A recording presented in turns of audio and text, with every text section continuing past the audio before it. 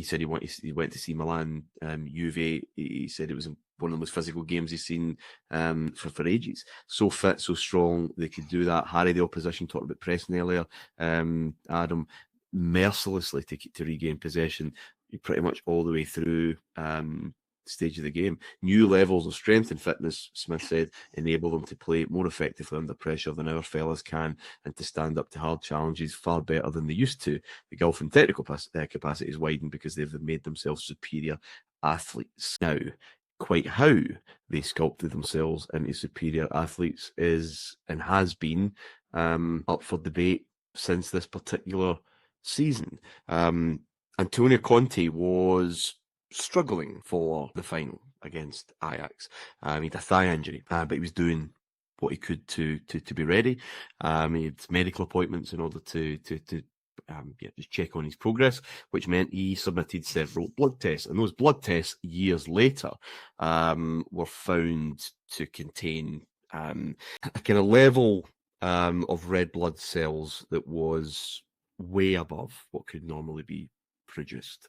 Now, World Athletics, or the IAAF as it was then, would say that if you had 2% above, that's probably evidence of EPOs being used. Conte's was 6. Now, the doctor in question, Dr. Agricola, looked like he was going to do jail time.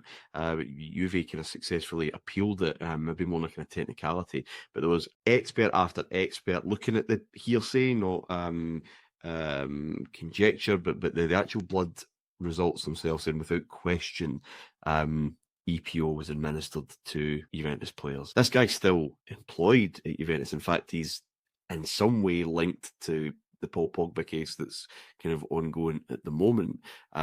People investigate said that the Juve facilities just to the left side of their stand was, in terms of the supplies they had of prescription drugs, not stuff you can just buy in. They were kind of linked to a nursing home, so they could prescribe them through them. It was like a small hospital, the amount of kind of stuff that they kind of had available. There's been a recent podcast over the Gary Neville's one with the Sky one with Neville, Roy Keane, and a few other kind of high profile names, talking quite openly that Italian teams that they were playing against late 90s, early 2000s, without question, were doing something to their bodies that just made they were just far fitter. They were finishing games far fresher than they could ever possibly hope to be.